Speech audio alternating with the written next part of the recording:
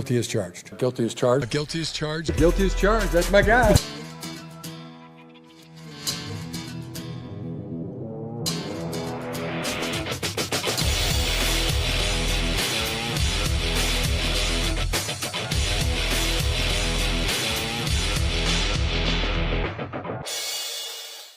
Hey, what is up, everybody? Welcome to the Guilty as Charged podcast. My name is Steven, and I am the host, coming to you live on a Tuesday evening here for a Chargers film review. Not as poor of a showing on overall as the last few weeks, so we'll have some positive takeaways.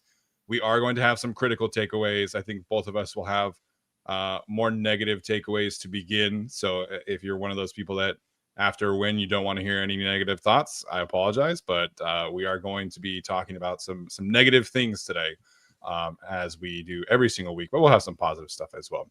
Joining me as always is my guy Tyler. Tyler, what's up, man? How you doing tonight?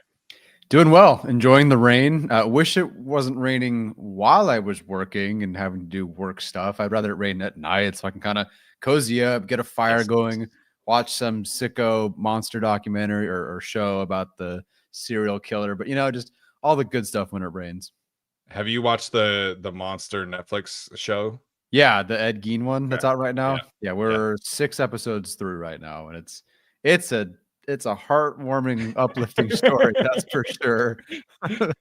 Yeah, I'm generally not into that kind of stuff, but a lot of my coworkers are watching that. So Brooke and I are watching the Black Rabbit show with Jude Law and Jason Bateman. Love that. We're about 4 episodes in, so that's a good one out there on the Netflix world.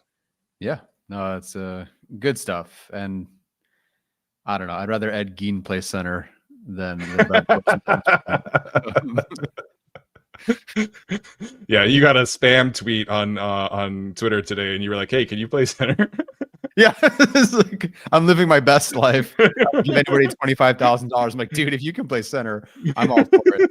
It's I've made the can blank play center joke 40 times the last 2 weeks, and it's still not funny to the internet.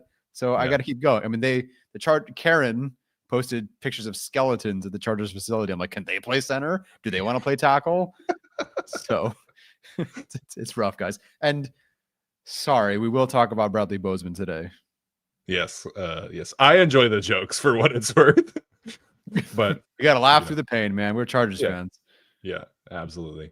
All right. Before we begin, of course, I have to give a quick shout out to our friends over at PrizePicks. This episode of the Guilty as Charged podcast and every episode of the Guilty as Charged podcast are presented to you by our friends over at PrizePicks. You and I make decisions every day, but on PrizePicks, being right can get you paid. Don't miss any of the excitement this football season on PrizePicks, where it's good to be right. We've said this a couple of times now, but they just introduced new features where they are the only app that offers stacks, meaning you can pick the same player up to 3 times in the same different lineup.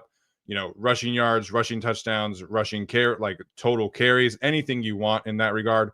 We'll see if Kamani Vidal can kind of replicate his success this week. If you think he can and will, definitely would encourage you to get in on the action over at PrizePicks. You can also follow other PrizePicks players directly on the app, and you can copy their lineups in one simple click, whether it's a friend, celebrity partner, or just someone whose picks you like. Hit the follow button and check out every lineup they create in the new feed tab on PrizePicks. Again, the best and easiest way to consume daily fantasy sports. The best way to do that is to download the PrizePicks app today. Use the code GUILTY to get $50 in lineups after you play your first $5 lineup. Again, that is code GUILTY to get $50 in lineups after you play your first $5 lineup. PrizePicks, it's good to be right. All right, let's dive into this film, Tyler. You wanted to talk about the Bradley Boseman conversation. Again, we had one last week. It was not pretty again this week. Before you get into your takeaways here, Mr. Bradley Boseman has allowed 16 pressures on the season already. For what it's worth, as a reference, Corey Linsley in 2 seasons allowed 17 pressures, and that includes the playoff game there. If Bradley Boseman were to keep up his current pace, he would be the first center since 2019 to allow more than 40 pressures in a regular season. So we've caught some flack online about, hey, why are you talking about Bradley Boseman? That's why we're talking about Bradley Boseman. And Tyler, what did you see on film from said Bradley Boseman? Yeah, so I mean, as far as the numbers, as you said, it's already been bad, and I think we all know that. I'm not here today to talk about like, oh, Bradley Boseman had another bad game. He did, arguably his worst game, and a very frustrating game. And I watched so many bad plays, I felt like I was going to crash out. But the real specific thing here is that not only is Bradley Boseman bad, but defenses know that he's bad. And there are several plays you can find on film against the Dolphins where you can tell they know that. Where you're lining up on 3rd and 2, Jalen Phillips walks right over Bradley Boseman, and there's zero question about who he's going up against. He goes right after Bradley Boseman, wins almost instantly, and that's a good call, right? The Chargers do that with Thule and a guard going after Jonas Avainea, Khalil Mack against Kingsley Suamataia. Like, I understand why teams are doing this, but it's very infrequent, I think, to see a team go after the center in that way, and specifically the center in that way. I do not recall seeing that very often. I don't watch a ton of other games and other defenses, so maybe I don't know. Yeah. But like, let's just specifically attack the center. That's a bit of a rough one. Then you see the Dolphins at one point kind of in the red zone. They only rush 2. They have 1 and 3rd guy that's about there, but a bit more of a QB spy, kind of watching Herbert, watching the edge a little bit. They're only rushing 2. They made sure that they were rushing somebody against Bradley Boseman, and in a 6-man protection of a tight end and Austin Deculus and Bobby Hart, they said, let's make sure we get a guy on Bradley Boseman. And you know what? They were right. And it worked. And it pressured Herbert. It is, not only is he playing poorly, but teams are going, well, let's go after that guy now. And that's why I wanted to bring it up today. The numbers part is a good thing to bring up too, because it is not only just bad, it's getting worse. He's allowed 5 quarterback hits this year. He allowed 5 quarterback hits all of last year. Yeah. Hopefully no sacks, but that is 100% a Justin Herbert stat there. That is not a Bradley Boseman stat. He is not helping Herbert not get sacked. Herbert is just great at avoiding sacks, and he was great in this game at avoiding sacks. So not only the problem statistically, it's getting worse statistically, and now teams are going, let's go after that guy. And I think Zion's done a pretty good job. Mekhi Becton and Zion Johnson right now are in the top 10 in pass blocking efficiency among guards. They're doing their job. They're handling their business. But it's not looking like teams are going, let's go after the center. And that's why I wanted to bring it up, because teams are not avoiding. They almost would rather go after Bradley Boseman than Austin Deculus and Bobby Hart. Yeah. That's bad. Yeah. And I think, there's some merit to, okay, well, this is, kind of a one-off situation. I don't believe this is, a situation where Bradley Boseman is going to continue to reverse the trend, right? Like, once a team finds out who your weak link is, they are going to constantly pick at that. And we saw that last season with Zion Johnson. Teams felt like Zion Johnson was the weak link, and they went after him. And every single week it was, 3-4 pressures, and it was his worst career season. And now that's the Bradley Boseman treatment. And I think we can have a measured conversation about Mekhi Becton. I do think it's been a little bit more up and down, despite like the numbers looking really good. The thing about Mekhi Becton, though, is that when he gets beat, he can actually recover and still not lose the rep in a way that is, catastrophic like Bradley Boseman. When he gets beat, it's somebody is, decking Justin Herbert right in there. So it's extremely concerning to me that this is where we're at. Like you mentioned, teams are actively putting their better rushers against Bradley Boseman. They're sending stunts on him every single week. They are doing everything possible from a simulated pressure standpoint. And Justin Herbert has been the most blitz quarterback in the league. And that is not a Justin Herbert problem. He's great against the blitz. Teams know that their veteran starting center of 8 years cannot properly diagnose the blitz, and therefore we're going to crank it up and we're going to hit Justin Herbert as much as we can, and we'll live with him being great. So it's causing a lot of problems. If you want to sit here and be like, well, Austin Deculus and Bobby Hart were worse, sure. Yeah, obviously. These are practice squad level offensive tackles that are being played out there. Bradley Boseman was their handpicked, extended center. He is their team captain, all of this stuff. Like, you can't be the team captain center who's performing at a lower level than the practice squad offensive tackles. Like, we can't get to that point and be unavailable to criticism here. No, we definitely cannot. And we had enough discussions last year and even this off season, right? Okay, so well, here's what Bradley Boseman provides.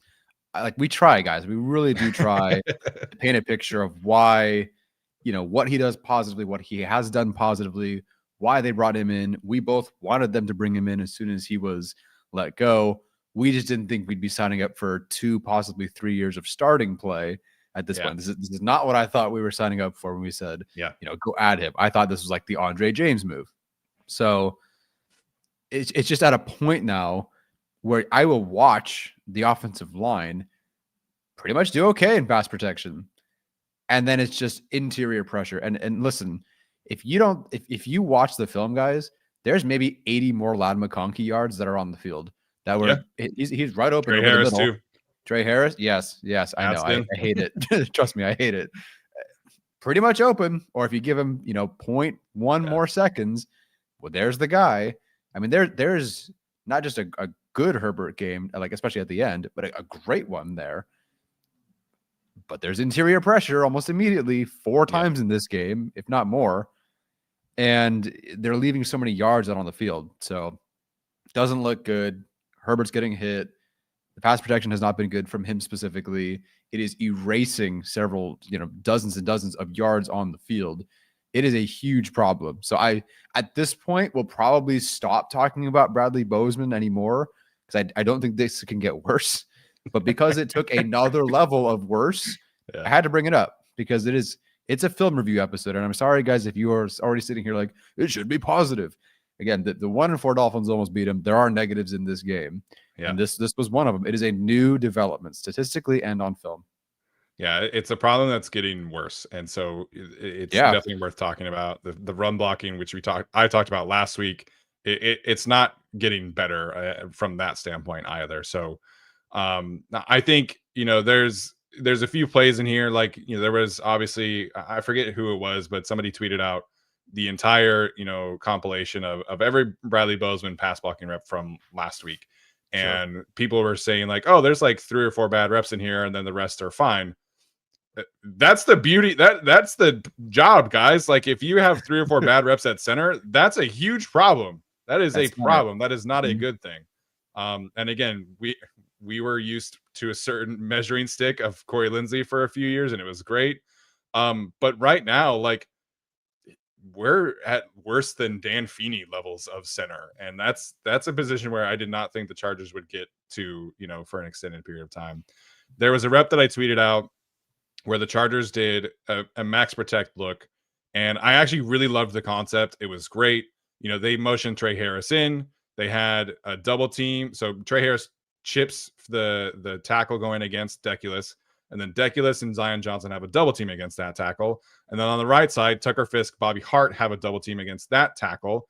And then Mekhi Becton, Bradley Boseman, one-on-one.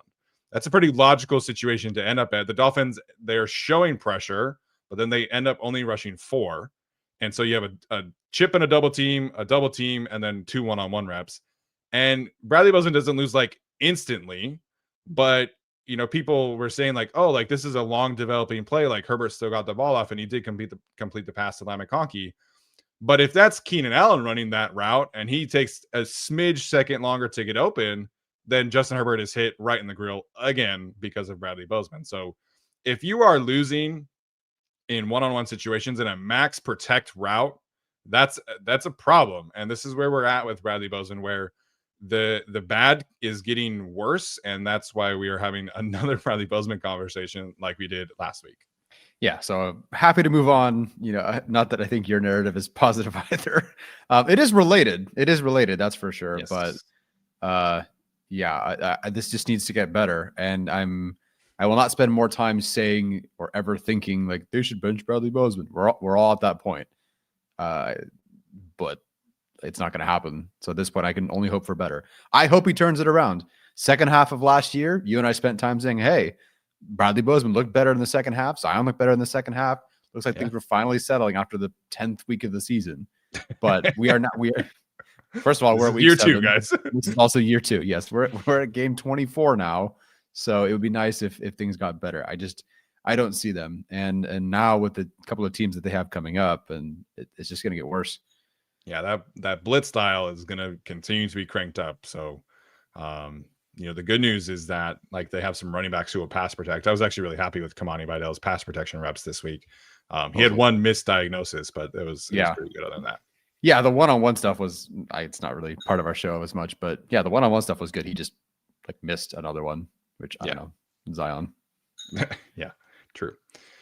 All right. My narrative of the week is that 6 games in, I think we officially have a red zone problem with the Chargers offense, and it's several layers deep here.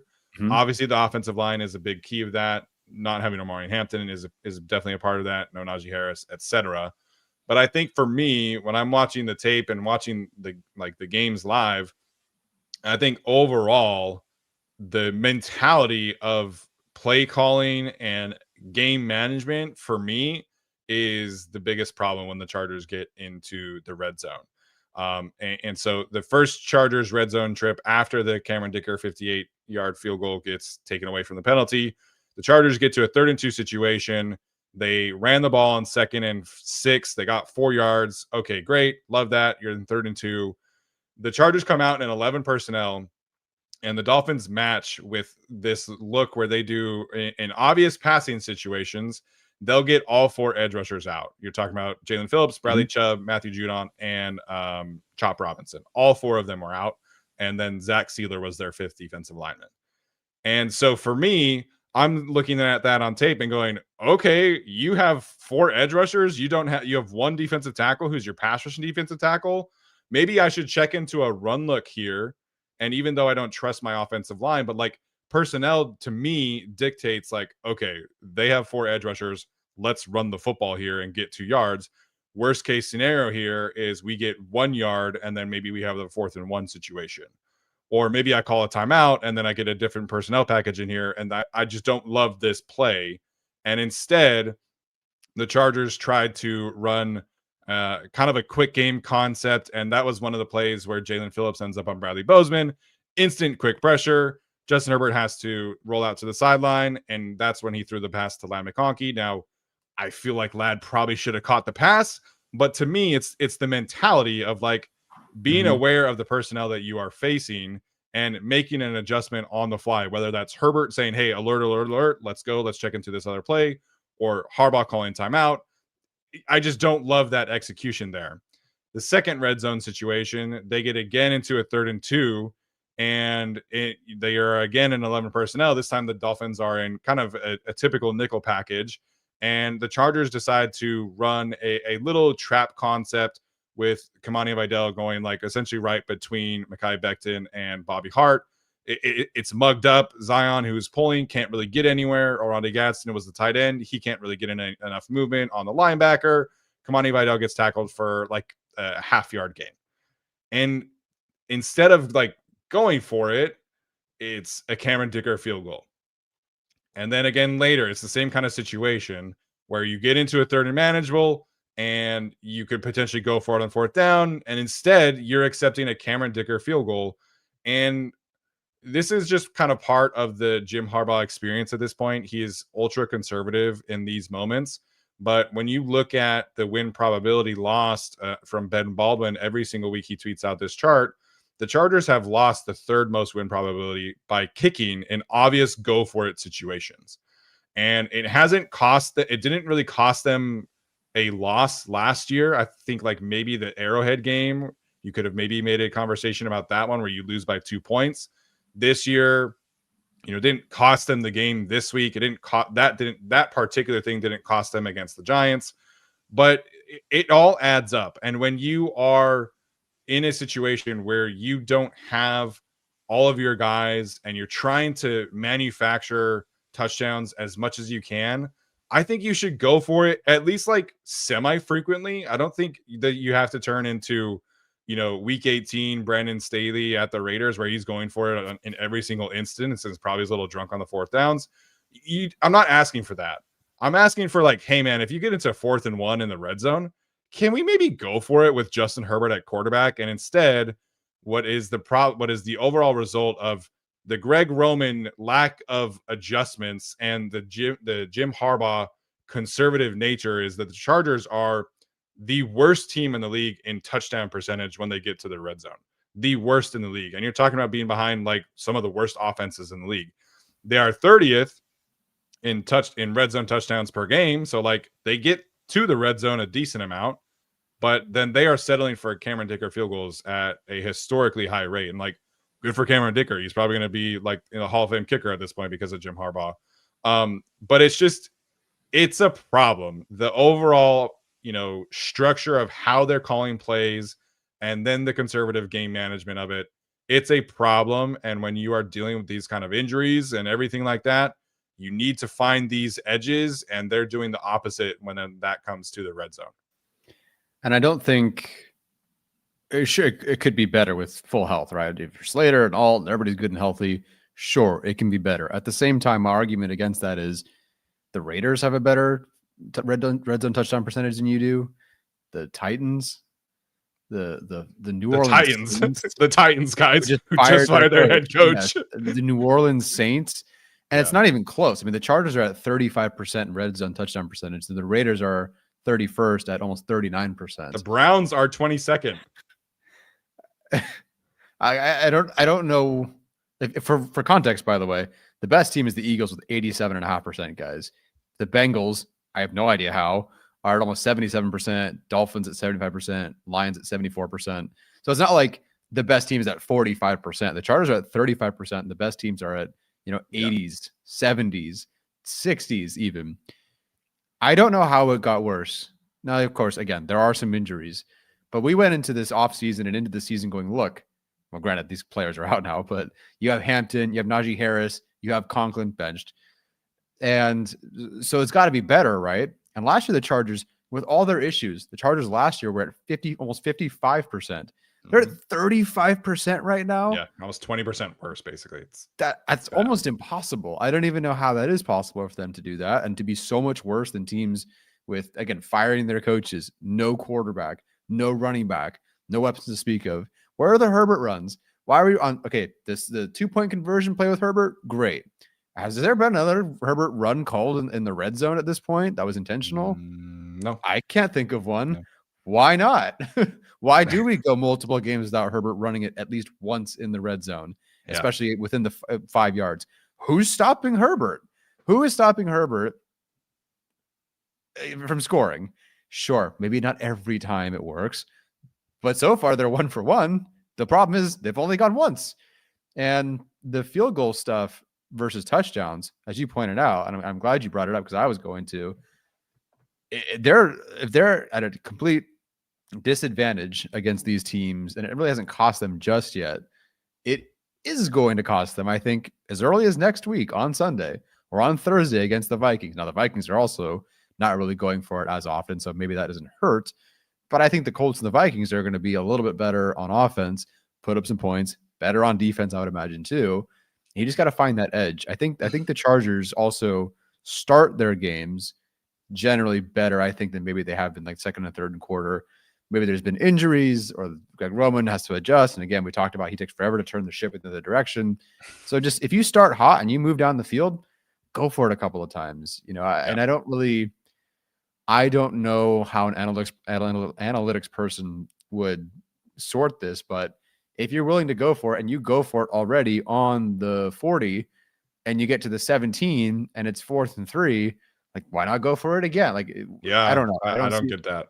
I from a numbers perspective, I do not know. Maybe there's a better answer for that, but I think if you're already willing to go for it, why not go for it again?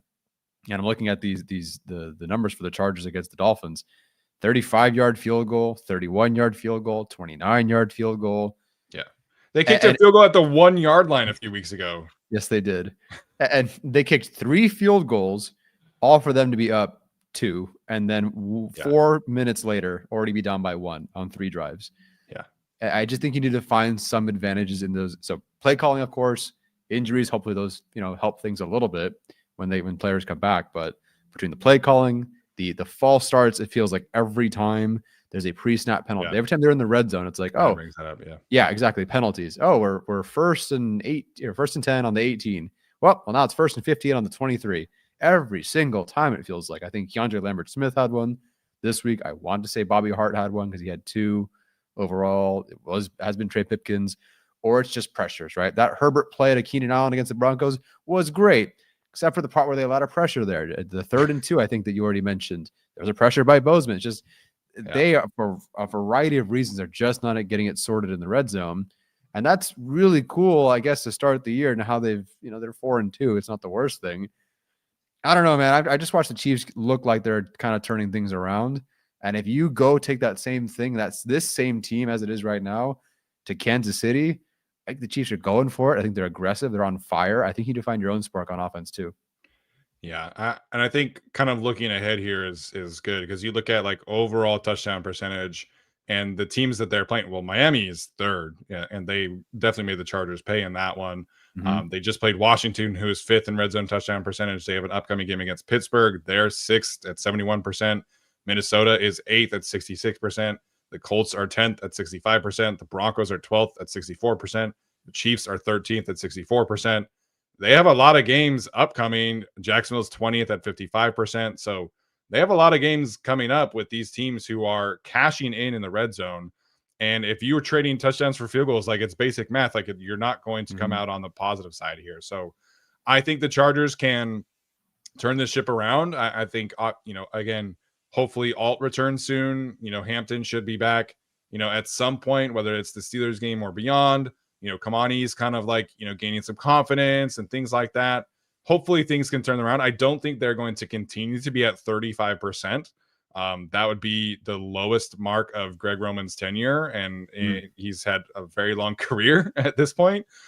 So I think this will get better, but it's never going to be a strength of the teams if they do not change how they are approaching everything in the red zone. So they, to my knowledge, do not have an analytics person in the booth. This is all kind of Jim Harbaugh feel-based, and this is Greg Roman feel-based. But can we get like a couple 4th down attempts? Like I'm not even asking for like all of the obvious ones. Just give me like a couple Herbert, what are we calling it? Power surges. Let's get after it a little bit, and maybe we can score a touchdown here instead of settling for a 25-yard Cameron Dicker field goal.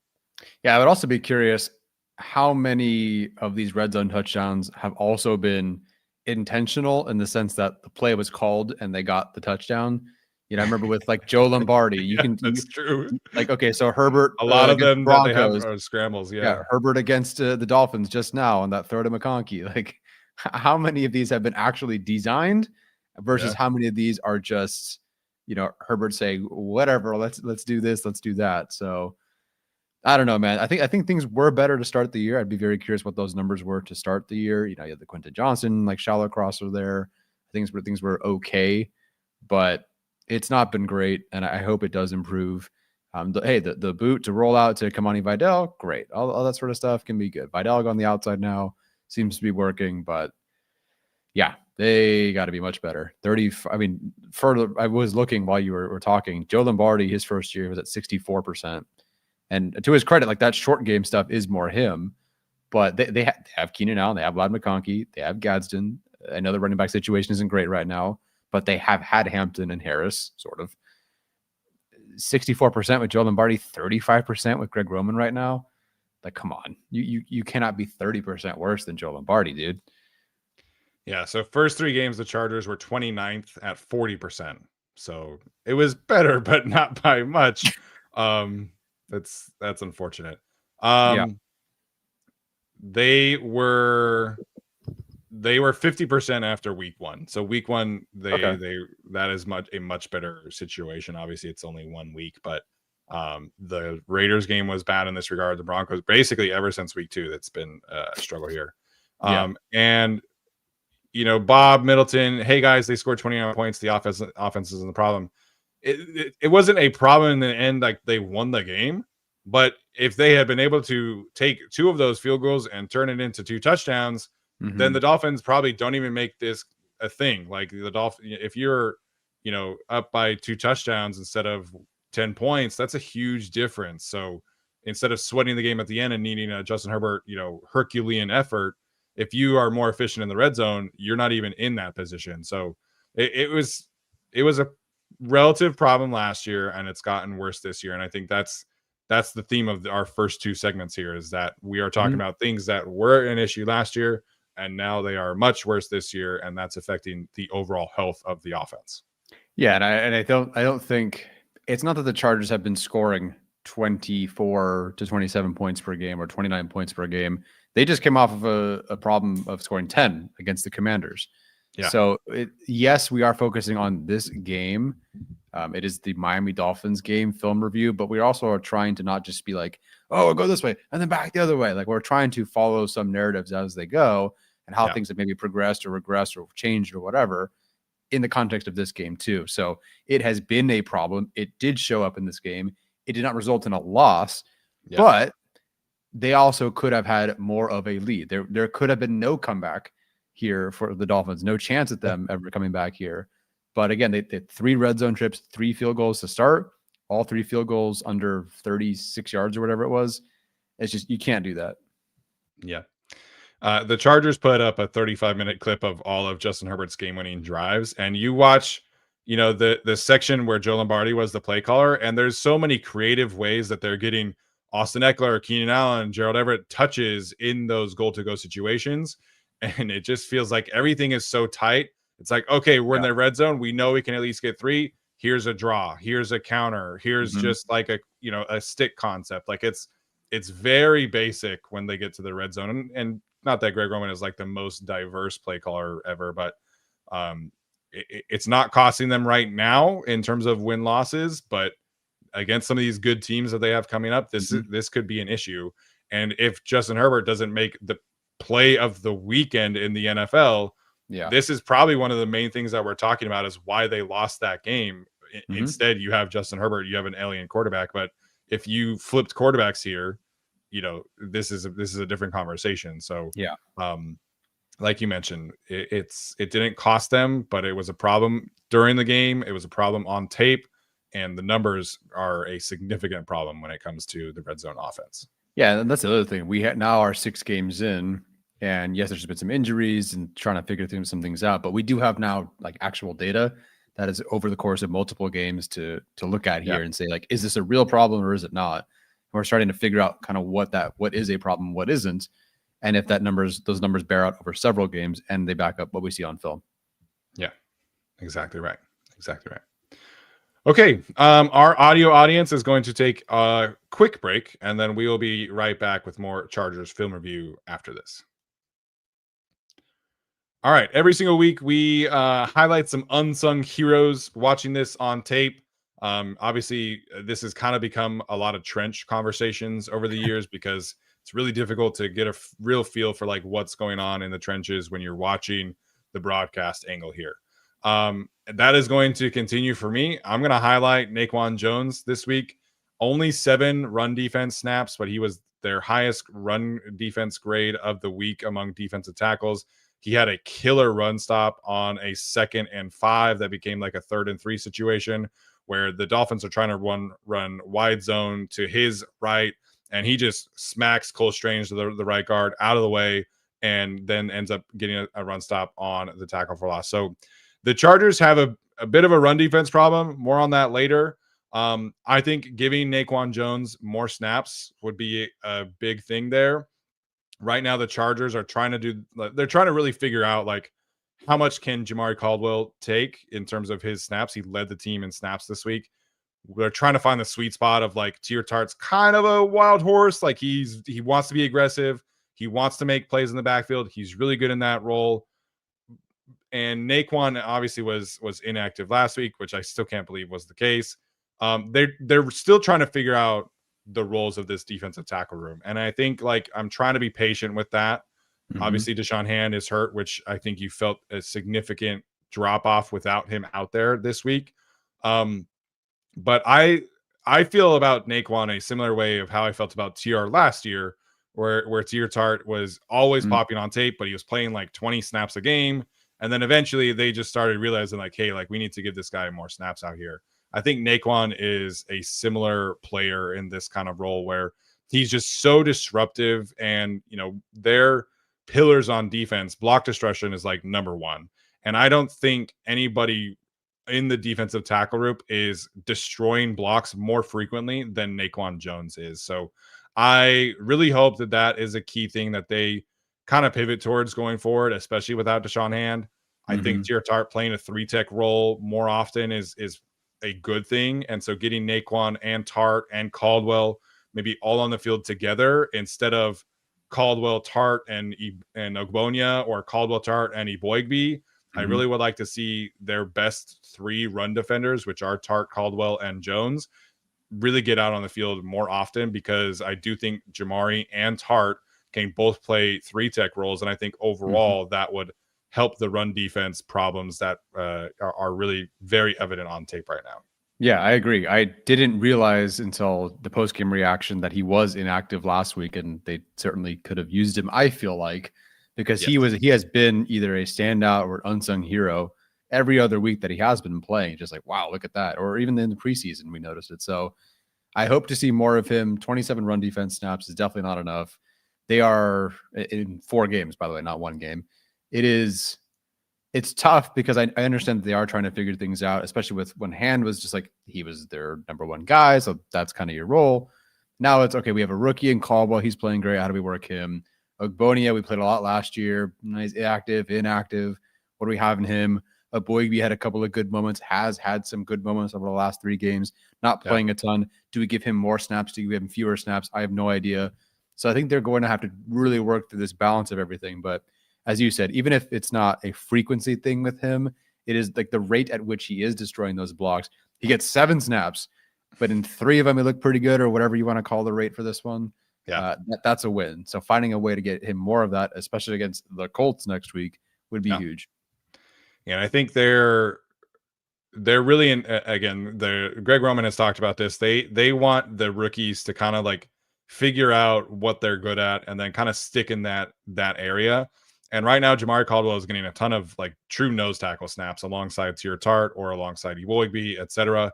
But I really think that he's playing well enough where you can kind of pivot him to more roles and allow Naquan Jones to come out here. So this is Naquan Jones, but because he barely played, but it could be Jamari Caldwell, who I thought had some really good moments as well.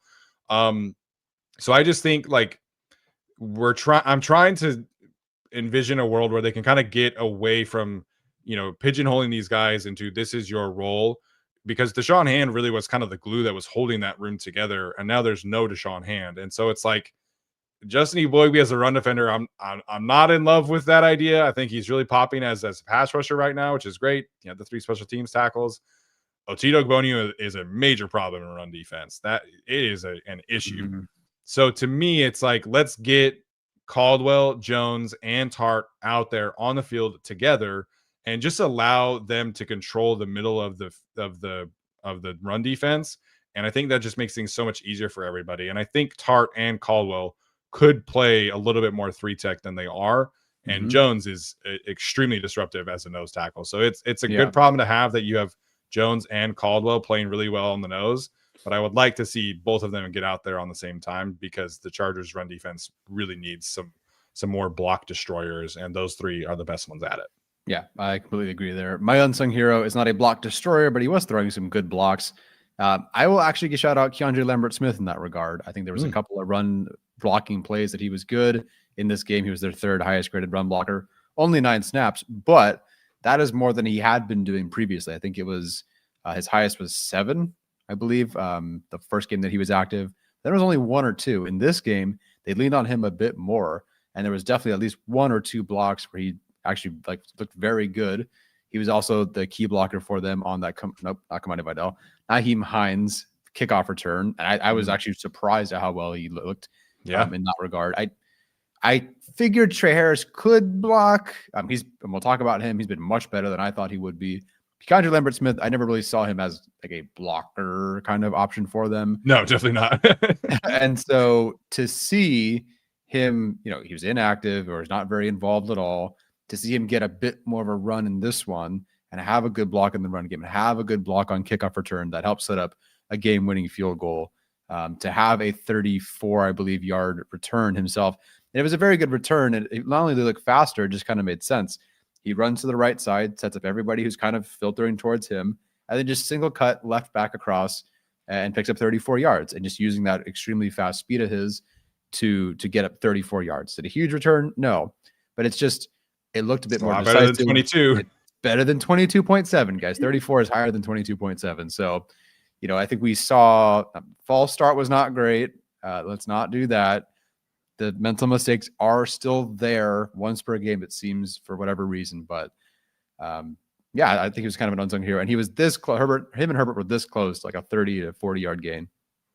Oh yeah, on the out route. Yeah. That was I think that was him running the wrong route personally, but I thought yes. That one was tricky for me because I trust Herbert where the ball goes with Herbert, and it looked like he was supposed to run either a slightly more shallow version of that or a deep comeback or something like that. Yeah, and it was not it. So hopefully that's not another mental error, but they were close. Yeah, I think apparently Max Muncy just did something. If you're a baseball fan in the chat, cool. No idea. Dodgers player, but great. Like I think with Keandre, I think the biggest thing for him right now is just kind of gaining some confidence in little areas here. So I think the first game where they threw him back at the kickoff returner spot, it did not look like he was super comfortable with it. And I think, a month later, not a month later, 3 weeks later, I guess, he looks very much more comfortable. I think he's seeing things a lot more cleanly. In that first week, there were a couple lanes I felt like he could have hit and just kind of took it a little wide, and then it ends up being a 22-yard gain or a 22-yard return instead of the 34-yard return. So I do think that there's some flashes this week where maybe this could become something. I think Nyheim Hines could definitely be an unsung hero. We kind of talked about him after the fact of how important that last return was, but the return game just looked different. And I did actually intentionally watch the return tape this week. Yeah. But it just looked more decisive, more explosive. It looks faster. So I think this is potentially a good sign for the Chargers and a good sign that Keandre can, continue to earn some snaps, because we have no idea what Darius Davis and his health situation is. We have seen previously where he returned from an injury, but just did not really feel like himself. And so if Lambert Smith and Nyheim Hines can continue to return this way, then they can be a little bit patient with Darius, and maybe they end up putting him on IR. I don't really know, but it was nice to see Keandre just look a little bit more comfortable back there. Yeah, he did. So that was a nice little positive thing for them. Him, Wax, and Murphy had that good block for Hines on that return, and hopefully that continues. Yeah. My other potential unsung hero that I was considering was going to be Benjamin St-Juste. Obviously, he had the interception, so it's kind of hard to qualify him as an unsung hero. But he's popping 2 or 3 times on tape where I'm like, man, that was a really good rep. And he's seeing things, I think, a lot better in this system than he did with Washington. I think he's playing more physical, and there's a few reps this week, not so much, but there's a few reps where he uses the sideline great. He shields the receiver off. Benjamin St-Juste quietly looks good, and on tape, and the numbers bear that out as well. So him and Cam Hart are essentially rotating 50-50 right now for that third corner spot. I don't love that as a Cam Hart believer, but I do think that Benjamin St-Juste is playing pretty well right now. Yeah, no, he is, and he has been. I don't know where he's at in terms of snaps, but I think it's 100 snaps on the year. But you can't really get much better than he has played. I'm glad you brought up the sideline stuff. That has been the thing I'm most impressed with. The sideline work has been fantastic. I think he played more. When did he play more? There was one game he had to play more snaps. I forgot what it was. Because Cam missed the game. Yeah, whatever game that was, he was really using the sideline very, very well. I believe that's when he had the pass breakup. That might have been the Broncos. I could be wrong. He had 27 snaps against the Broncos. There you go. And I thought he looked great in that. Every time he's on the field, it seems like it's pretty good. So as far as what they were hoping to maybe get out of Dean Leonard, let's say, I think he's been, at least as an on-field defender option, very good for them. So I don't think Dante Jackson has a 2-year contract, right? I think we had this conversation previously, and I want to say it's every time I'm like, oh, it's a 1 year. It is a 2-year contract. Okay, so 2 years, $13 million is what he signed. Okay, and technically, some people in the chat saying that he could be an unsung hero too, because it's not like he's had. Yeah, his tackle for loss was huge. Fantastic. awesome moment in the game. Yeah, that was fantastic. But yeah, no, I think all the corners, generally speaking, have not been an issue. And so I think, Benjamin St-Juste, I feel like we barely see Dante Jackson. These corners are doing usually a pretty good job. Yeah, so Cam Hart, 23 snaps, Benjamin St-Juste, 22. So they're essentially like 50-50 split between the two of them. Which is a good problem to have, but it's very unusual. You do not usually see corners rotate like this, but it is a good problem to have. All right, Tyler, let's get into what is real and what is fake. What are you buying? What is real from what you saw on tape this week? Yeah, I think what's fake, and you've already alluded to it, was Mekhi Becton had this really bad day. I think sometimes we find that in these very replayable situations, that if the player has a bad play, it's like, oh, they sucked the entire game. Well, you probably watched that really great play, and I have to, a million times. Against the Broncos, we watched Zion give up that pressure, but Herbert turns it into a phenomenal play. Unfortunately, we all watched that 32 times that evening and that morning. And so you saw Zion get beat on that play over and over again. But it was a good game. And I feel the same with Mekhi Becton. There was one play where the defensive tackle, might have been 92, tries to go up and bat the ball down, gives a little bit of a jump. Mekhi Becton just shoves him to the ground, flips him straight onto his back. Kind of a punish jumpers moment there. I think the displacement that he creates with his arms, I've always thought of, a guard is a guard. Sometimes a tackle is a guard, but maybe they're just because they're shorter. That's kind of been the thing for a few years. But watching Becton, you've pointed out several times, just the space that he can occupy, that because of the space he can occupy with his frame, with his arms, it just makes up for some other deficiencies. And so it actually allows him to look good and play well at guard. And I just think the way he covers space or moves players in space, crashing down, not washing out the defensive tackle, etc. I think it's very impressive. So I think right now he's 9th in pass blocking efficiency, or 10th. Point is, I think he's been playing pretty darn well. It's nice to see him actually play a full game. Hopefully from here he just gets better and better and better. Yeah, he looks a lot more comfortable in pass protection than he did when I would go back and watch the Eagles tape, which is great to see. He is somebody who's only played guard for 1 year and 3.5 games right now. And I do think as he continues to practice and things like that, he didn't have training camp. I think just overall, the conditioning level probably needs to continue to improve. As a run blocker, dude, he does some crazy stuff as a run blocker. They anytime they run counter or trap or kind of a swing play to the right side, they'll have him seal a 3-tech or a 1 technique, and he'll do it with one arm. He's sealing a 320-pound defensive tackle just with one arm. He'll fire off the ball and just turn his body with his one arm and then just keep arm's length with one arm. And his left arm's hi, I'm chilling. It's crazy. The movement that he generates in the run game is outstanding. That was, I think, a key thing that got their run game going against the Broncos to start, which we talked about, Joe Alt switching to the right side a little bit there. He's an awesome run blocker. I do think, the pass protection can be a little bit up and down in terms of his initial strike. He still has some timing issues to work out. But it's really difficult to beat him if you're a defensive tackle. He technically gave up a sack according to PFF, to Kenneth Grant, but I think that was really more about Justin Herbert kind of stepping into it. Yeah. And then Jalen Phillips beat him with a speed rush, and that's going to happen against him. Yeah. That's a very specific thing that is his problem. But I think overall, when he's on the field, it looks good, and I think I'm very pleased with where we're at with him. Yeah, Jalen Phillips, the bender, the smaller, that is a perfect kind of mismatch for Becton. So I understand why he'd lose that. And I agree with you on the sack. Yeah, Becton, if you're charting, is that block a win or a loss? Probably a loss. But then Herbert steps up and into that sack. So yeah, it probably counts as a pressure, right? But then Herbert also just moves up and then into it. And I don't blame either of them necessarily. They both are kind of at fault there. So I don't mind it as much. Otherwise, that was pretty good. Yeah, I agree. One thing that is very real for me, I think, is the development of Trey Harris and Aranda Gadsden. They have been putting Trey Harris in these situations as a run blocker, and he's really, really excelling. And one of the things that you highlighted in the preview show last week was are they going to take away some of the Omarion Hampton situations, the plays? And the answer to that question on tape was no. And I think Trey Harris as a blocker is a key part of that.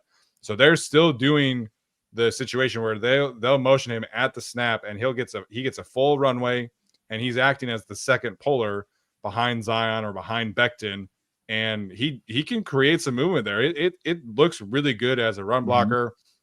On Kamani's first big run, they do this thing. It was actually a really good play call from Greg Roman, where he motions into kind of like an H-back roll, and he points at the safety, kind of an indicator that this is an inside run, and they toss it instead, and he pulls out to space and just crushes the corner. Like, Trey Harris is actively a really good blocker and is impacting the game. And then also, I love the way that he looked in the quick game concepts that they threw him the ball. They threw him a smoke route, which is like, it's a tag where Justin Herbert can say, I'm going to have this run play. And I don't love the way that it looks. I could throw it to my receiver, and Quentin has been that guy previously. On Sunday, it was obviously Trey Harris, and he made people miss all the time. They ran it later for Keandre Smith, and Keandre Smith got tackled for 1 yard. It looked a little different with Trey Harris. There was another time where he runs like a little mini post and immediately spins off the guy, creates a first down. He looks good as a route runner, you guys, and especially like the short area stuff, to me, is like the biggest surprise there, because I think you liked him a lot more than I did. I still really liked him, but I liked him for his, go up and get it potential and his vertical stuff. And so to see already the short area stuff, you're not going to, look at 27 yards receiving and be like, man, this was awesome. But I just love the way that it looked. And I think it's, very similar to like what we saw from Joshua Palmer in his rookie season, where it looks good, limited sample size, very small route tree. And then in the back half of that rookie season, Palmer really turned it on. And I think we could be in for a similar situation for Trey Harris. Obviously, there's one football and there's a lot of pass catchers on this offense, but right now I'm so pleased with Trey Harris, and I think you, as the Trey Harris captain, I have to be really this has not been a hard thing for me to listen to at all. I certainly enjoyed the last 2 minutes of this discussion. I agree with you, and you look at the number, 27 yards, who cares? 4 catches, 27 yards, who cares? But there's an aspect of just like watching and seeing players with the football in their hands, and honestly, a lesser player, it's 4 catches for 15 yards. But there is a little bit more over expected, or at least after the catch with him, that is really exciting. I mean, even, he does like the slide route for a gain of, 2 yards, and that doesn't really gain much. He doesn't do much after the catch there, but just like the way he snags the football and tucks it and run. Like, I don't know. There's a way that he moves that is just, I just feel like he should get more. And listen, Keenan Allen's the jersey behind me. I'm kind of at that point, not saying Keenan shouldn't get targeted. I think the third down stuff is great. The red zone voodoo magic stuff has been great. I won't take that away from him. But on a more consistent basis, I would like to see Trey Harris out there, not just as a part of the run game stuff, which he is amazing at, but get him involved early. Get him 2 to 3 touches in a game. Give him a handoff. I don't know. Do something. But if you were having red zone troubles, give it a whirl. And he was this close to having. I watching the game was like, I could be mad at a touchdown, going like, you should have thrown it to Trey Harris. He threw it to McConkey and it worked and it was fine. And Trey Harris was starting to run out of space, but I was like, he's right there. Throw it. And he throws it to McConkey. I'm like, no, whatever. Beggars can't be choosers. But yeah, Trey Harris, I never, ever, ever, ever, ever, for all the things good things I could say about him, would not have said, oh, run blocker. He's the guy that's sealing the backside against Bradley Chubb on run plays. Like, I didn't see any of that. And that's Ole Miss's fault, not necessarily a Trey Harris issue. I just didn't see that. And they've made him almost another move tight end. Well, you'll talk about Gadsden in just a bit. Yeah. But they use him so well at the line of scrimmage, and they have him line up, next to Herbert. They'll have him line up as a sniffer. They'll have him line up in motion or whatever. There's so many things they can do with him. And it seems like every week, not only is he getting better as a blocker, but it seems like they're just starting to involve him more in that short game a bit more. And if this is where they're headed, A, depending on how long Quentin Johnson is out, but B, to evolve their offense, given that they have offensive line issues. Yeah. If that's the way they're going, then keep leaning into Trey Harris, because so far he's rewarded them at every turn. Yeah, I would like to see him get like more opportunities as a yak threat. Like they don't do a ton of like, swing passes and things like that, but I would like to see Trey get some of these carries. They'll do the jet sweep stuff with Quentin, and I think largely that's been fine. But I think there's just a different level of like short area juice to Trey Harris that I didn't really think was there at Ole Miss. Like it was for me, it was all the vertical stuff, like I mentioned. But I want to see him touch the football a lot more often. I do think that this is a player who they can get more value out of, and it's such a good problem to have that you have these 4 receivers when Quentin is back that are all really effective in their roles. And I think, we'll see what happens with Keenan Allen next year. I don't really know where that's headed. Like you mentioned, there's been some good, some definitely signs of age and things like that. I'm sure Keenan will want to come back. But going forward with Quentin, Ladd, and Trey Harris, like in the way that that's looking, that trio, I think should be something that Chargers fans are really excited about. Yeah, as I am too. I want to see more. And thank you, Trey Harris, by the way, for your 4 catches. I went around PrizePicks, so thank you. Nice. Good job. Yeah. The other part of this coin is Oronde Gadsden, who I thought looked fantastic on tape. I'm actually going to start again, like I did with Trey, with the blocking with Oronde Gadsden, because I think that he is showing that he can be at minimum at least like an effective blocker. I don't think he's ever going to be like a Tucker Fisk or a Will Dissly kind of blocker. But there were a couple times where they had him double team with Bobby Hart on an edge rusher, and it looked really good. It looked like he was comfortable with it. There was a play where he did a kind of a chip and release, and actually on his release of the block, he shoved Jalen Phillips to the ground, and I love that. That shows a little bit more pop than I think we've seen. There were a couple of runs where he, there was on the run that Kamani bounced, he's on a double team with Deculus, and then he climbs up to the safety and blocks the safety really well. So he's doing that. Like I trust that he can get to the second level and block linebackers and safeties well. But just like his timing and physicality, I think looks a lot more better. And so this is an area that for me specifically, I'm gonna put hand up and take an L on Oronde Gadsden, the blocker, because I did not think he was going to have the frame and the physicality to hold up in the NFL. Loved his pass catching tape, but for me, like blocking is 50% of what you are as a tight end, and I didn't love it. He's exceeding all expectations I had. I think he's even exceeding expectations as a blocker as for somebody like Alex Insdorf, who is the captain of the Oronde Gadsden train. So a lot of GAC agenda this week for sure. But Gadsden as a blocker, I think, looks great. And then as a receiver, man, it's just different. Like the juice that he is giving them as a tight end, taking a little flat route, turns it upfield for 9 yards, taking a little corner route, turns it upfield for an extra 10 yards of yak. It looks really good right now. And him too, I really want to see more reps. And I think the Chargers are realizing that. Tyler Conklin, the 3 reps like we talked about. But Gadsden looks good, man. And again, exceeding any expectations I had for him this year. I almost don't ever watch Gadsden's blocking tape because I just don't really care. And that has not been his role. And it's not what I expect of him. I mean, I'm watching Fisk, or when he's playing, I'm watching Dissly or Conklin or whoever, or Matlock. But this game, it's one of those ones where you just naturally see like, oh, that was 86 blocking on that play. Yeah. That was really impressive. Like I mistook him for Will Dissly several times, which is a high compliment. Dissly's a very good blocker. Is he Will Dissly? No, but he can probably run a screen faster than Dissly can. It's just the added, like it's now made Conklin, and they showed it their snaps. It's made Conklin not useless, but not needed because at least I thought, okay, Gadsden as a route runner, as a slot guy, whatever, like as a almost receiver tight end, fine. If you want to say he's better than Conklin, fine. Haven't seen him play in the NFL, but he's got tons of talent.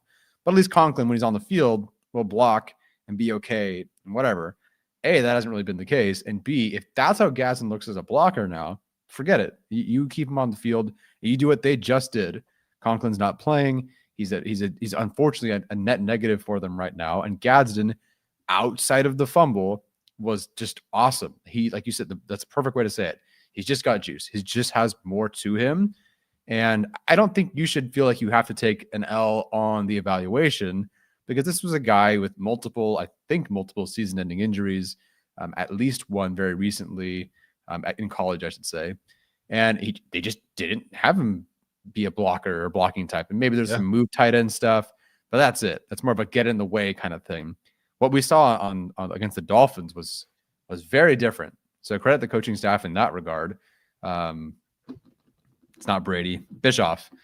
Credit Andy Bischoff. Credit Sanjay Lawford, Trey Harris. The way these young guys are figuring out how to block and really positively contribute to this group, to this rushing attack, I think has really helped. Trey Harris, it feels like every big run we've seen, Trey Harris is somehow in front of it. We're blocking in some way. And if Gadsden is now giving you 40 yards a game and he can block for you as well, not a George Kittle type. I'm not going to sit here and say that, but he's contributing very, very well in year one.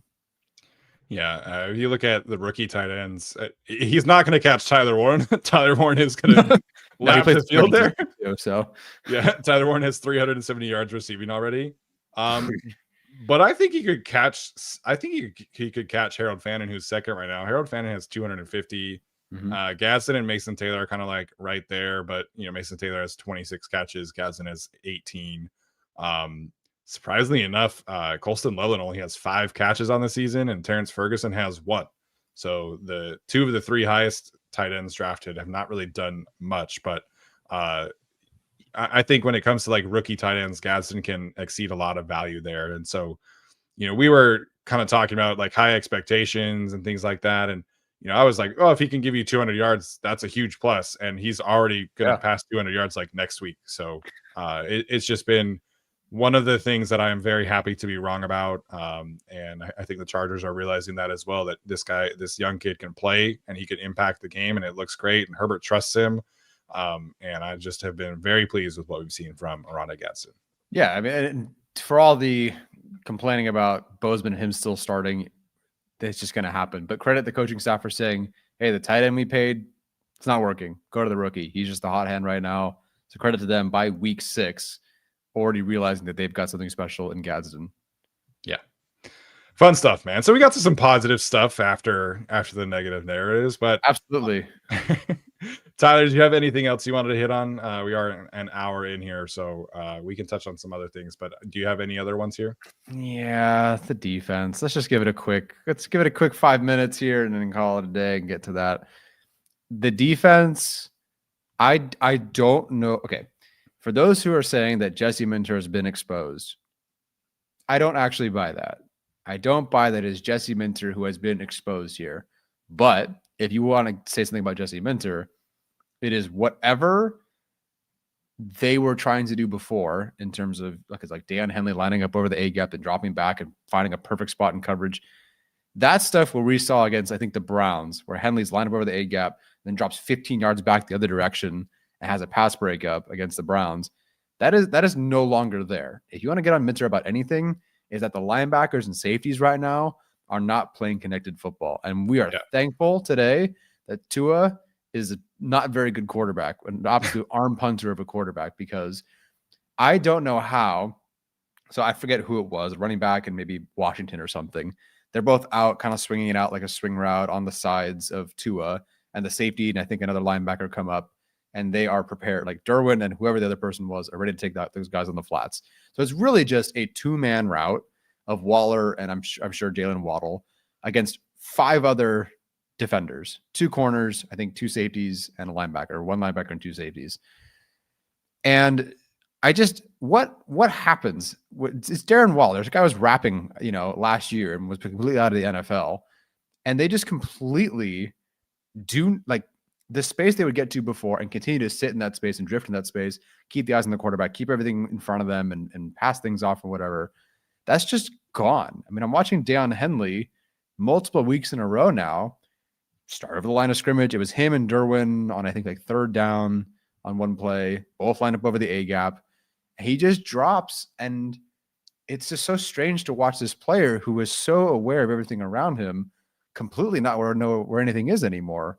It's been confounding. I understand that he had the illness, so I'm not saying that there isn't something there, but the I don't know what it is, but it is no longer working for them. And now it also feels like anytime the Chargers or an opposing an opposing offense can get the Chargers to be in any kind of single high safety look, they are like, sweet, let's do that. They rotated. Tony Jefferson goes by himself. Molden goes up into the post. Jefferson rotates down. Hey, look, Cam Hart's by himself now. because the tight end or the safety bidder had to come down and play this. Throw it to Cam Hart. Anytime they have a single high safety up there, they are throwing it inside. They're throwing it inside against these corners. It's like teams are loving anytime the Chargers rotate to some sort of single high safety look, and however they do that. Yeah. And so I don't think it's like that Minter has been exposed, but I think that the zones, the teams are finding ways to kind of push the weak spots of that defense. And unfortunately, the players are now not playing to a point or communicating to a point where they can make up for the weaknesses in the defense. Every defense has weaknesses, but these players have to communicate passing off, play a certain way, and they're just not doing that. It's really frustrating. Again, the single high safety stuff, or anytime they have one safety, there's no athlete back there, unfortunately. Jefferson, Nickens kind of, but then he had his big miss. Molden, it was Gilman. These guys just aren't like hyper athletes to do anything. So it's just like it's like 11 on 10, it feels like sometimes out there. Yeah, it does feel like that. I think there's more communication errors happening. There's more missed tackles happening. Like I'm looking at the numbers on PFF right now. Derwin James in 6 games has 8 missed tackles. He had 10 all of last season, 14 the year prior. 8 missed tackles for Derwin is a lot. That's a problem. Troy Dye, 8 missed tackles. He had 3 last year. Obviously not a full-time starter. His missed tackle percentage is 15.7% right now. It was 6% last year. Deion's has been relatively steady. He's not missing a ton of tackles. Elijah Molden is not really missing a ton of tackles. Mickens had a big miss this past week. But it's guys who have been stalwarts and like actually stalwarts, not stalwarts like the way that Jim Harbaugh talked about it yesterday. The guys that are some of the Chargers' best players are not playing at that level. And I'm a huge Thule fan. I think his run defense tape has largely been very successful over the stretches of his career. But right now, his just positioning is not super on point. And there are multiple times where he'll take on a puller. And when you're taking on a puller, if you're facing this way, puller's coming this way at you, you're taught to close the space and you either stay parallel or your back is to like this sideline. And there are times where he's back to this sideline towards the center. That's a problem. Justin Eboigbe is trying to figure it out. His positioning is kind of a mess. So I actually thought like the most physical run defender of the week was Bud Dupree. And I think that his play on run defense stands out. So it's the missed tackles, it's the coverage mistakes, communication mistakes are happening more frequently. And then the defensive line up front is just not being physical enough. So the Chargers have given up the 28th most rushing yards per game over the last 3 weeks in the league. And they're going to play Jonathan Taylor this week and some other good rushing attacks in the following weeks. They have to get this on wraps. And obviously, Denzel Perryman, I think, should be back this week. I think that will help a lot. I think Khalil Mack will help a lot. But then it's never going to have as high of a floor as it did last year if these communication errors, missed tackles, penalties, etc., are going to continue happening. They've already allowed more explosive runs this year than they did all of last season in 6 games.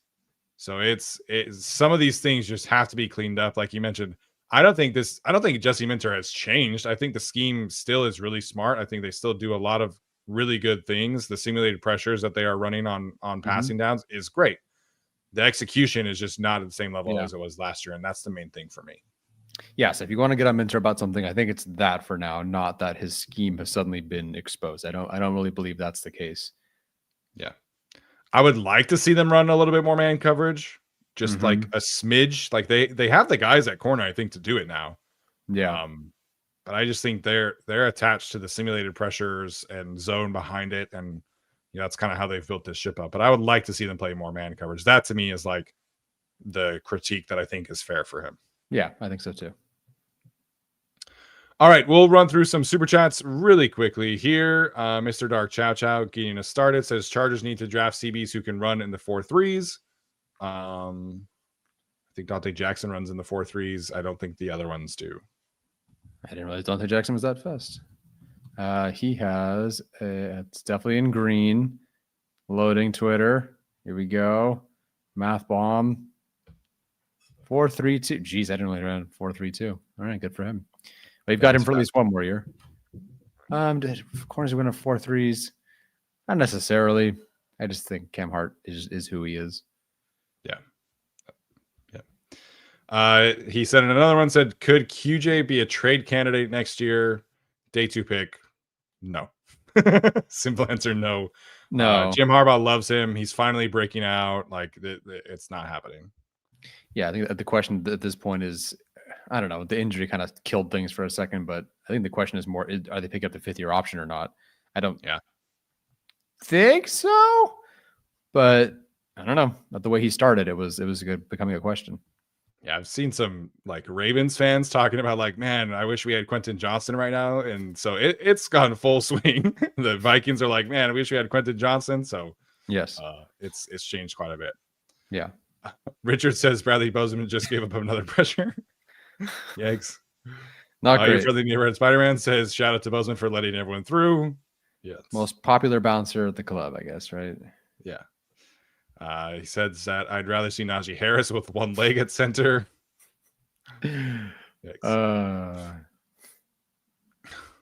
William says, spot on analysis, guys. Unfortunately, it provides further evidence for my thesis that boomers are ruining the world. Do tell more, Will. Tell me more about the boomers ruining the world. Yeah, I don't know. There's a lot there that I think we can unpack. Caleb says, after the Oweh trade, do you guys think the Chargers prioritize the interior offensive line more in the first few rounds of the 2026 draft? Obviously the loaded answer is, by that point, is Oweh back and is Mac back? I don't know. So if the answer is no, then unfortunately I think, I don't know. Guys, I'm telling you, I genuinely am not sure they're getting rid of Bradley Boseman next year. Dude, if he allows 40 pressures and is brought back, I'm gonna lose my shit so bad.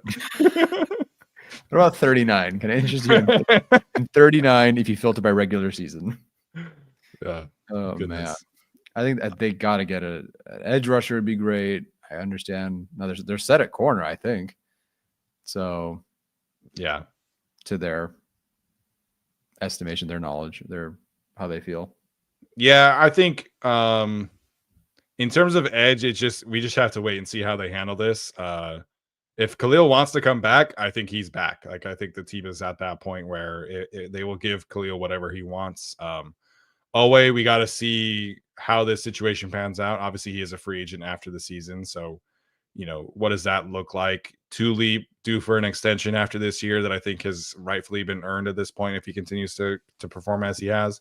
Mm-hmm. So do you want to be the team where you're extending Thule, bringing Khalil back at like a $18 million contract again, plus extending Odafe Oweh? I don't know. If you lose Khalil or Oweh, I still think edge should be very high on that board. Yeah. But if all three are back, then edge, you're probably just running it back with those three plus Kennard, and maybe you do an undrafted free agent or a Bud Dupree 2.0 kind of thing. You're probably calling it good there.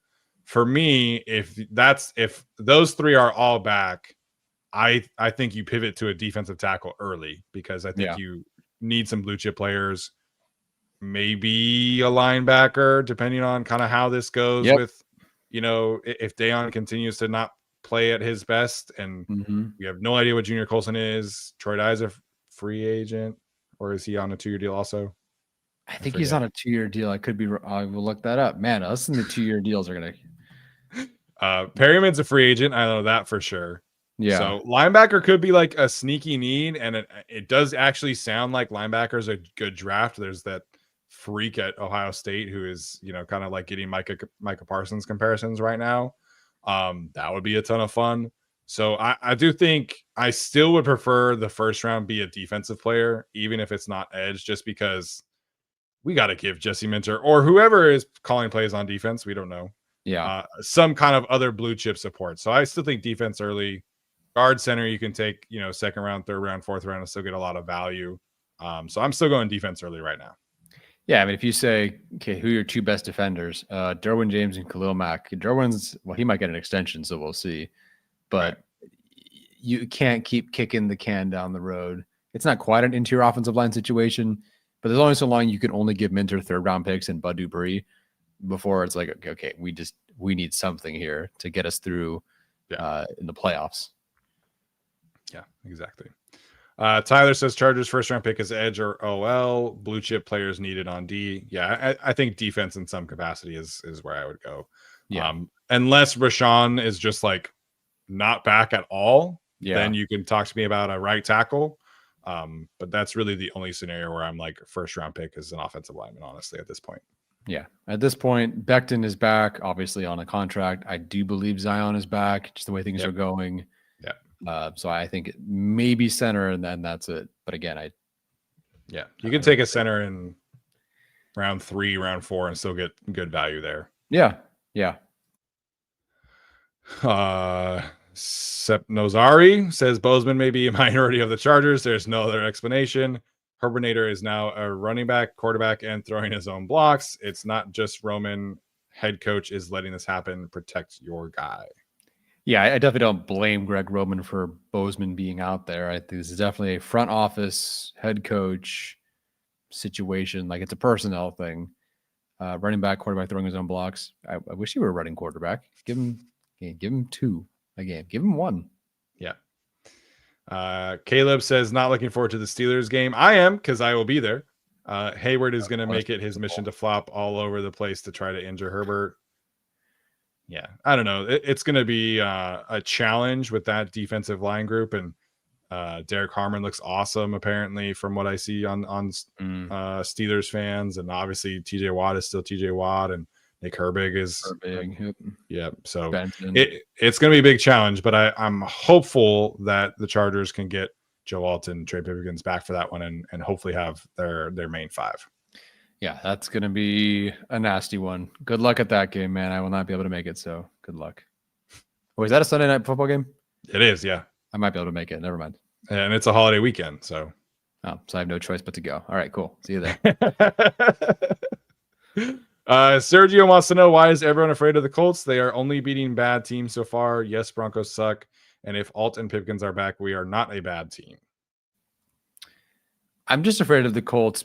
Not afraid. I'm not afraid of the Colts, but they are a team that just looks so specifically good on offense right now at the things the Chargers are not good at. Yeah. And Daniel Jones and Shane Steichen in particular are playing better than the Dolphins.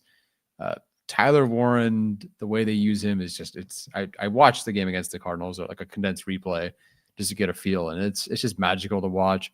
Yeah. The way the Chargers are playing things right now, Josh Downs and Tyler Warren are actually going to tear them apart. And that's before we talk about Jonathan Taylor.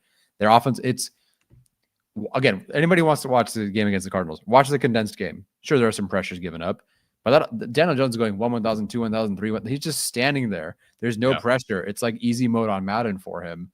And then they have so many options and a good play caller where they just, there's Downs, there's Pittman, there's Pierce, there's Warren, there's Taylor, there's Mo Ali Cox. Yeah. Doesn't matter. It was, they were playing the Cardinals, but they just look good, man. And they almost beat the Rams. They just, A.D. Mitchell needs to hold on the football. I was going to say, their high 2nd round draft pick, A.D. Mitchell, was a healthy scratch this week. That's how good they are at. Really? Oh, I didn't know that. Yeah. So their skill position group is as good as any team in the league. And Jonathan Taylor is probably the offensive player of the year right now. Obviously, it's only 6 games, but their run game is fun to watch. Their pass catchers are fun to watch. I don't really buy the Daniel Jones stuff. Like I think he's getting away with certain things a little bit. And the thing with Daniel Jones has always been like, what does it look like when he's pressured? Nobody's really been able to pressure him a ton. That's the problem. But their right guard, I feel like, just got injured or something like that. So it's potentially happening. We'll see. Their defense is not very good. They have DeForest Buckner and Leatu Latu and Kwity Paye and some talented guys up front. But they just signed Jermaine Pratt from the Raiders, and he started and played like 50 snaps for them this week. So their second corner, Xavier Howard, retired a couple weeks ago. Right. And Charvarius Ward got a concussion in pregame warmups. Yep. So hopefully he's okay. But the Chargers should be able to put up points. So I'm not afraid of how the game will look overall. But I just have a tough time thinking this team can win a shootout against the Colts with the way that their offense is playing right now. Yeah, this is the best overall offense the Chargers have faced. You could argue even will face, given just how good they are across the board. So the Chargers offense, and it's why we spend time on Boseman, on the red zone touchdowns, that sort of thing.